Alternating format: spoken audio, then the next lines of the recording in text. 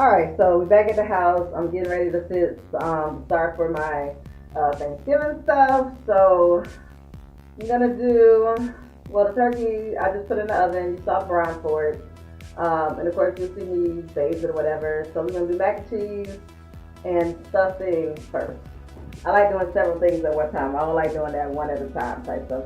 Things that don't take long will be like black eyes and greens, so they kind of cook some stuff. You don't have to prepare much for them or babysitting. With those things, it's just seasoning.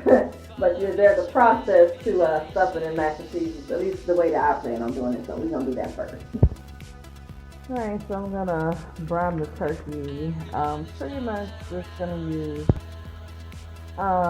just some salt and pepper, Italian seasoning. You can put all the herbs in there individually if you don't want to use Italian seasoning, and vegetable broth. Let it sit pretty much for a day. I'm gonna bake it tomorrow night, so it's like 7:44 now. So yeah, around 7:44 tomorrow. So 24-hour, let it brown, and then we'll get it going.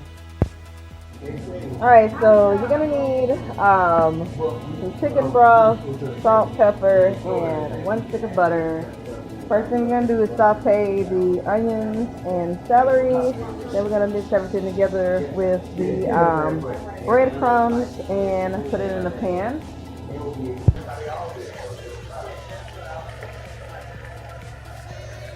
We'll do the onions, and then we'll do the celery. Alright, so we sauteed our vegetables. Now what we're going to do is add our chicken broth, mix them all together, and pan them up so they can bake. So we're going to go ahead on and put the noodles on for the mac and cheese. Typically, like, if you're not having that many people, you only would need 1 box for a 32 ounce. But I'm 100% sure people are going to want some extra mac and cheese, so I'm going to do 2 boxes. And while that's going, we're going to go ahead on and prep the cornbread. Pretty much you just need like a 1/3 cup if you don't have one, a half of a teacup.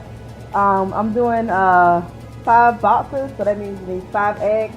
The way that I do mine, I add a cup of sugar, I add a cup of onions, and I add a cup of jalapenos and a cup of cheddar cheese. So of course you don't have to do that. The standard way is literally just you'll do 5/3 cups of milk for 5 boxes and 5 eggs. Alright, so in a mixing bowl, you're going to have about 2 eggs. Beat them with a cup of cream cheese.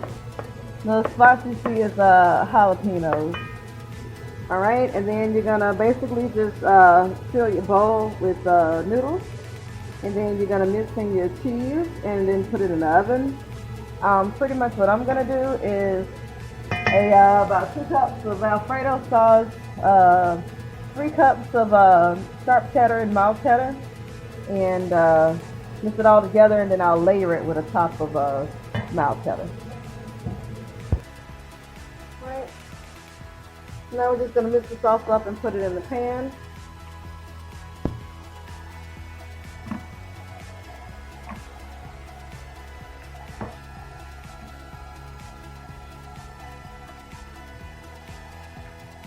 Okay, now we're going to put our top layer on and set it to the side. There's one more thing that's going in the oven.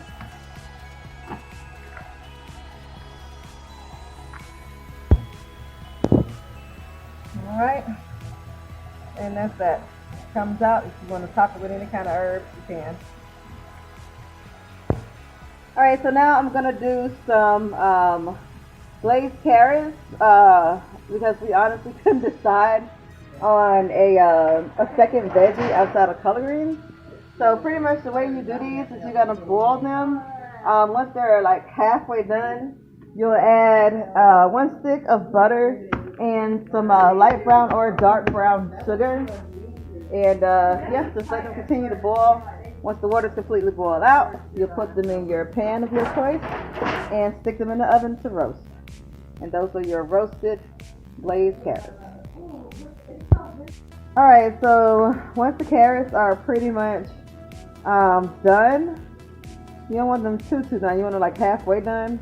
You'll drain the water off of them, and then you'll add your butter and brown sugar. Something else that I did that I didn't mention before is I added like a third of a cup of milk.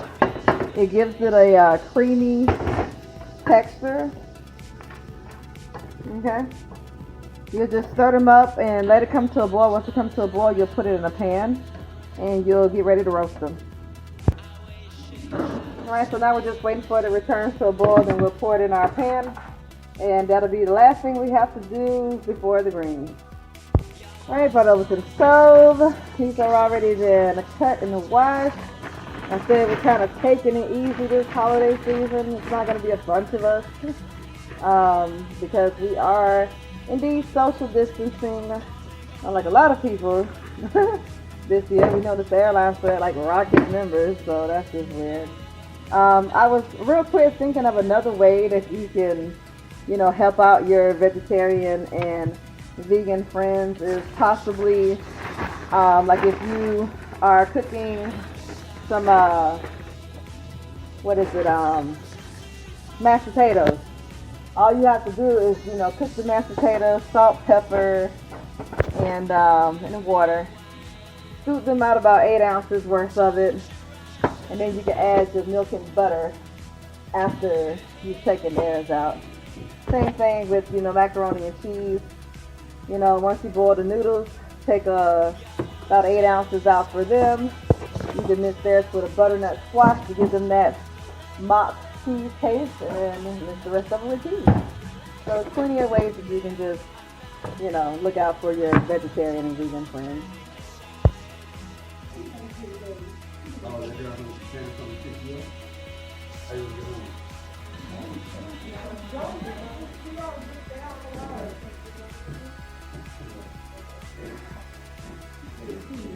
Alright, so we're done. I'm tired. Yeah.